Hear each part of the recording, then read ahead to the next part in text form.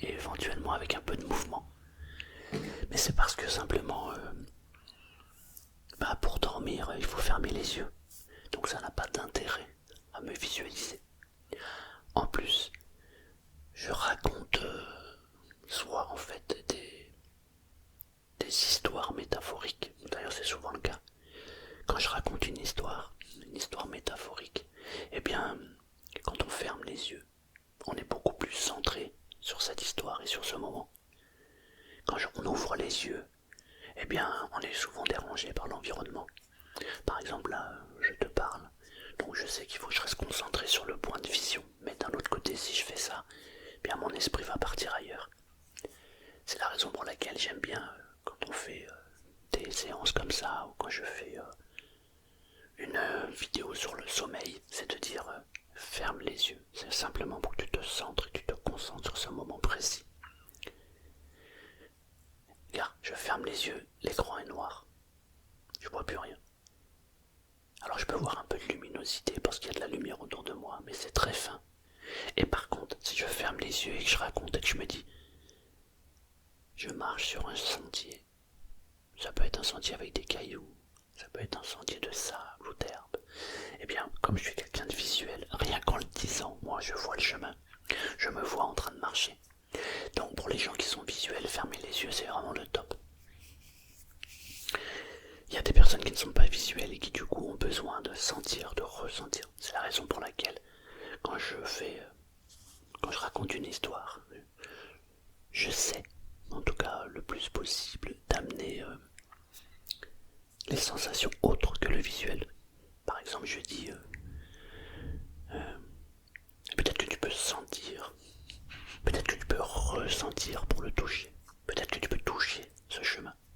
Et bien ça permet aux gens qui ne sont pas visuels de pouvoir se connecter en fait à cette histoire. Euh, Après, il y a des gens qui n'ont qui n'ont rien. Alors dans ce cas-là, je leur dis, faites comme si. Faites comme si. C'est-à-dire vous savez que vous ne le voyez pas ce chemin, vous savez que vous ne le sentez pas, que vous ne le ressentez pas. Par contre, vous pouvez faire comme s'il était là. Ça, c'est quelque chose que vous pouvez faire.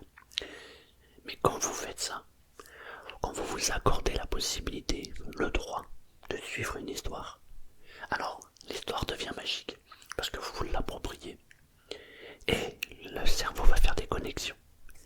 Et ça fait un bien fou en fait. Ouais. D'autant que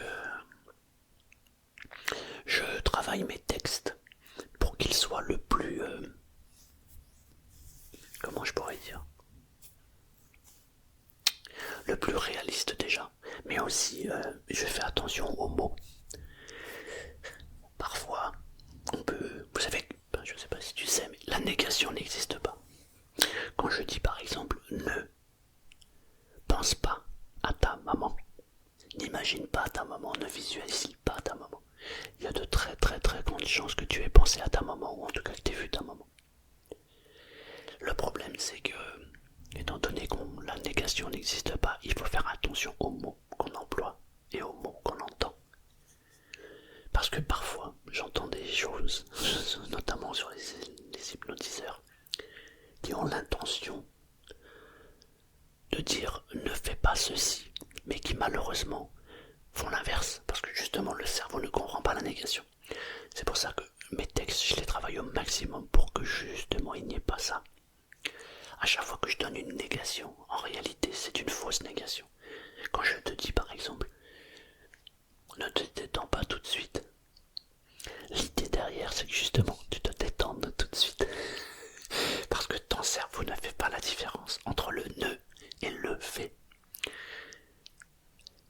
Ne relaxe pas ta jambe droite maintenant, ni la jambe gauche d'ailleurs.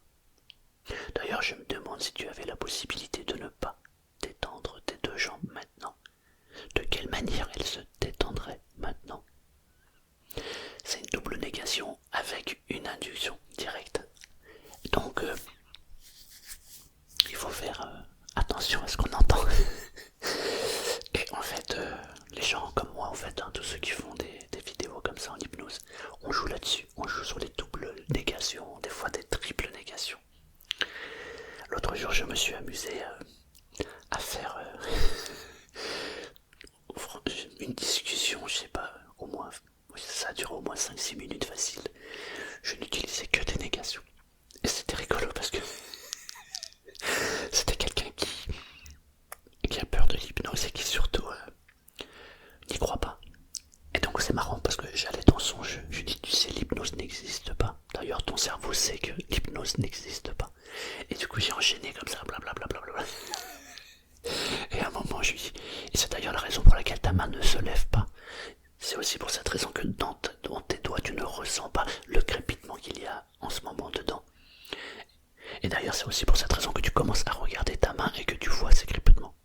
Et du coup je mélangeais des inductions et sa main commence à se lever, c'était rigolo. Donc voilà, j'avais juste envie de vous faire une petite explication sur ça. J'ai envie aussi de faire de cette chaîne une chaîne interactive, notamment sur l'hypnose et l'ASMR. Enfin, quand je dis l'ASMR, attention. Je voudrais faire de cette chaîne en fait une chaîne de sommeil, voilà, en chuchotant, voilà, c'est vraiment l'idée. Mais en même temps, je raconte des histoires métaphoriques, mais je fais aussi des séances d'hypnose pour bien dormir. Donc si vous avez des questions, des sujets que vous voulez aborder, etc., sur le sommeil, sur l'hypnose, comment ça fonctionne, etc., enfin, la manière dont on peut gérer tout ça, j'attends vos questions, j'y répondrai bien volontiers. Donc voilà, c'était juste une petite parenthèse que j'avais envie de faire avec vous ce soir.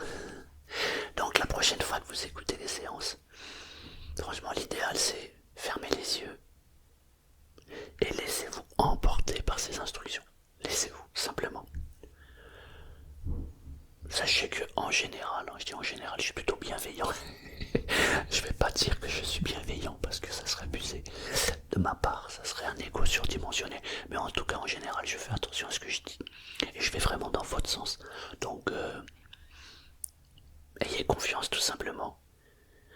Je dis ça parce que j'ai reçu un message ou même deux messages de deux personnes qui n'arrivent pas en fait à rentrer dans l'état hypnotique et n'arrivent pas à se laisser aller et dormir.